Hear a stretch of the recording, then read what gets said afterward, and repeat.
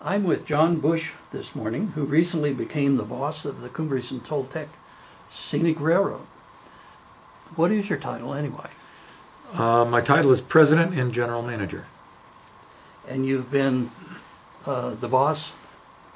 President, for how long? Well, officially, I got hired on the 20th of December and I started on the 1st of January, so we're already well into my 18th day.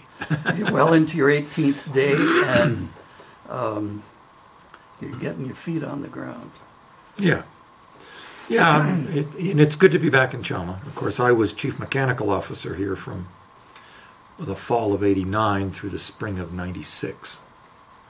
And then left here to go to the White Pass in Yukon, where I was Superintendent of Operations. I left there and went to the Roaring Camp in Felton, California, where I've been manager of railroads for 2 railroads, both part of the same company, the Roaring Camp in Big Trees, a narrow gauge steam-powered railroad, and the standard gauge Santa Cruz, Big Trees, and Pacific. How in the world did we manage to get you to move from California, which those are nice jobs? As a bit of background, of course, you know, I'm originally a Colorado native, as is my wife and my 2 sons, born in Denver. I grew up in Telluride, Colorado, and so this part of the world has always been home. And of course, I was here from fall of '89 to spring of '96, so it was an opportunity to come home. California is nice, and there are a lot of nice things about it, but the Colorado and New Mexico mountains are my home. Well, we're delighted that you're back here. The friends are incredibly excited that you're back on the job, especially that you're running the place. And that's why we're taking this little interview, because they want to see you and hear about you and what your plans are. Can you tell us who your number 1 guys are in both Chama and Antonito? Well, of course, I'll be leaning heavily on the guys, Marvin Casillas, Glenn Avery, are 2 people that I will be leaning on heavily. And of course, there are a bunch of people here that I worked with before who are still around, some of whom worked for the railroad at that time, and some of whom were just in the community at that time but work for the railroad now. So I'm looking forward to working with all those people again. And I'm looking forward to this being a productive and exciting, relationship. Is there winter work going on? Oh, absolutely. Right now we're doing a 1,472-day inspection here in Chama on the 484. We're doing, of course, annual work on all the locomotives. We're doing some flue tube replacement on the 489 right now. We're also doing work on what we used to call the old Antonito coaches over in Antonito now, as well as some painting and annual work and updating on the rest of the passenger car fleet. That work is mostly going on over in Antonito. Additionally, of course, over in Antonito, work is progressing with the 463.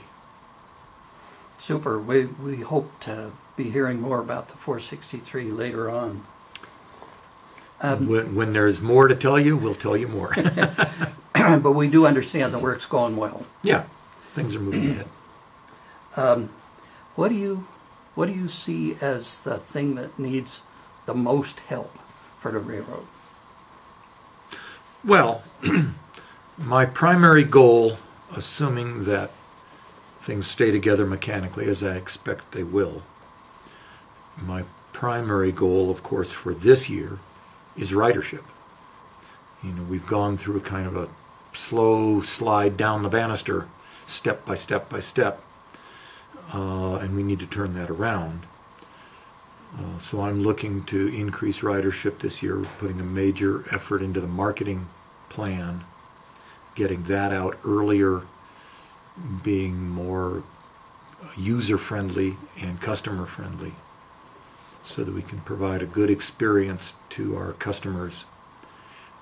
We want to work on maintaining the interest in the demographic that we've been getting, which, primarily now is aging baby boomers, of which I am one. But we don't want to lose the opportunity to reach the younger generation coming up. We are hoping to do some things, including the Cinder Bear stuff, aimed at the younger audience, trying to get their interest. We're also trying to work on our pricing structure to make it a little more attractive to younger people, to younger couples, so that we can help get their interest. If we can get the interest of the kids when they're little, like most of us got our interest when we were just little kids, then you got them. And we want to work on that. Have any decisions been made on that pricing structure that you can share with us, or is that yet to come? We do have some decisions on that. The pricing structure is lower this year a little bit than it was last year. Of course, there'll still be the parlor car class, the tourist class, and coach.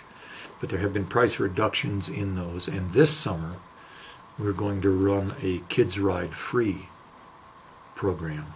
Wow. So that kids with an adult, kids between the ages of 2 and 12, ride free.